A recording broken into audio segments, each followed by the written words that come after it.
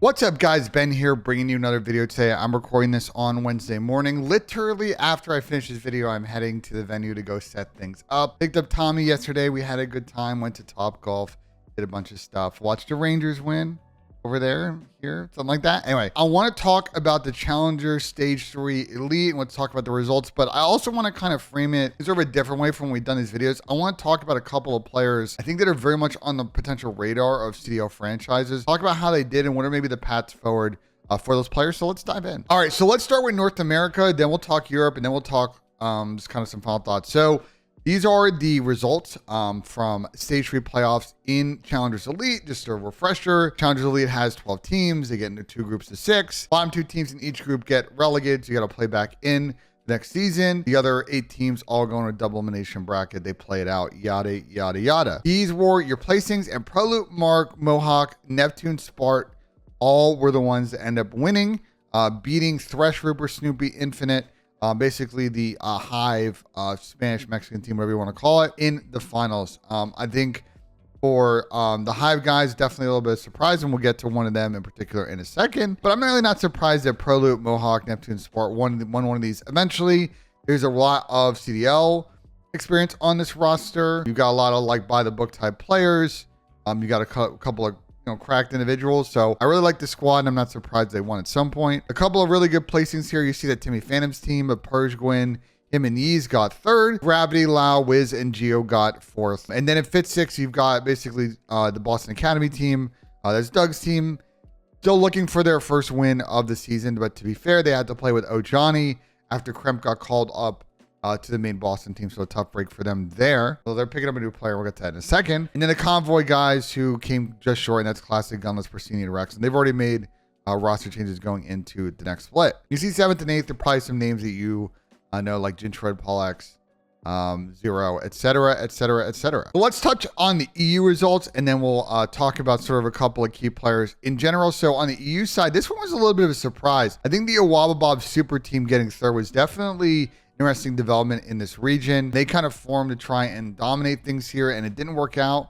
Abuza, Denza, Vortex, and Harry, and they've already made roster changes going forward. I believe Vortex has been rotated out for someone else. Spanish boys got 4th, and we'll talk about a few of them later on in this video. But let's talk about the top 2 teams.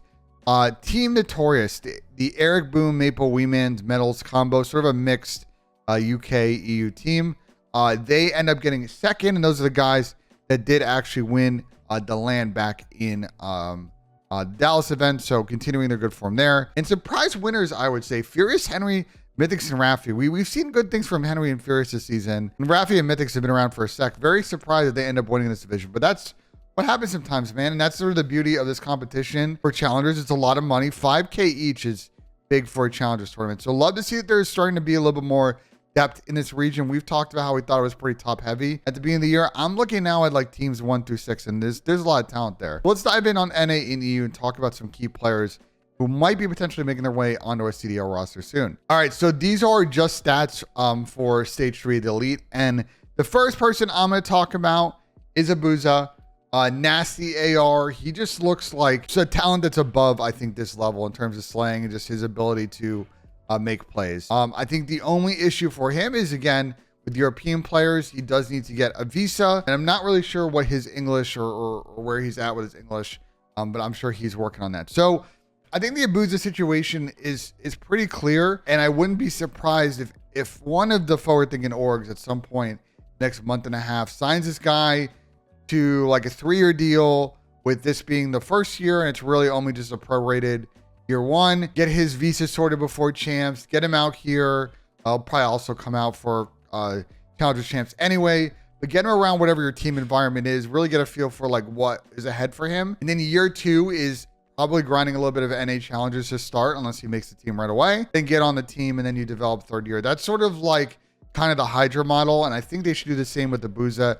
I'm very curious to see what teams might try that, and I think that's a smart strat, because it might be a really tricky kind of open window in the summer if a lot of people are trying to sign this kid, because I think he's probably the top or one of the top AR talents that's out there in challengers right now. So a couple other players I want to talk about on Rocker Academy. We've got 2 players who had a pretty good split. I know their team didn't place as well as they want, but GodRX had a pretty good stat line, only the 0.95 in control, but was absolutely frying in hardpoint S&D. And then if we scroll down here, Real also had a pretty good stat line, only struggling in search for that 0.67, which is not great, but I'm sure that's just an off one. The reason I'm highlighting this is that we don't know what the certainty is in this rocker team beyond this major.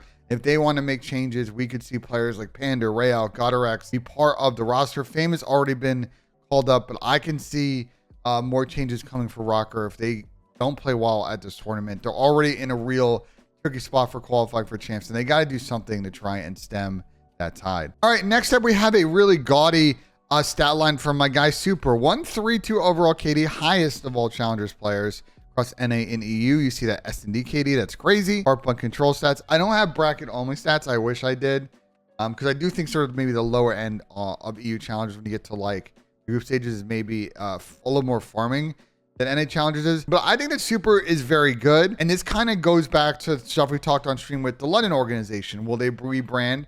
And they're owned by KOI and to be more of a Madrid team. And will they then make a Spanish squad? If they do that, you could see Super make it on that roster. Maybe players like Journey make it in the mix. I'd be very curious. Rencor as well, who you see scroll down here, also had a pretty good split at a 1-2-1. Overall, I'm very curious to see what happens with the London organization long term.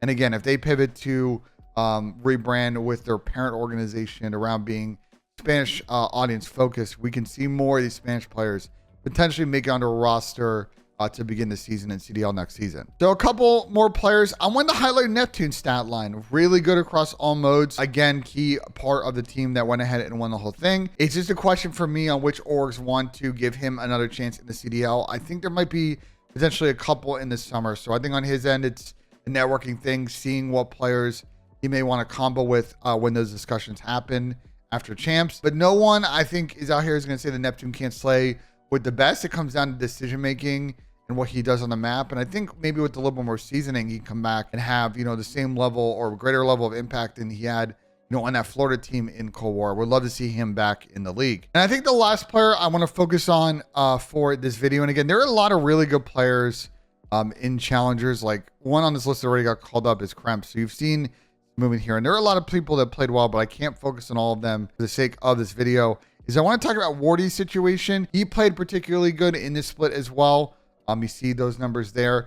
I'm not sure what's going on with New York long term.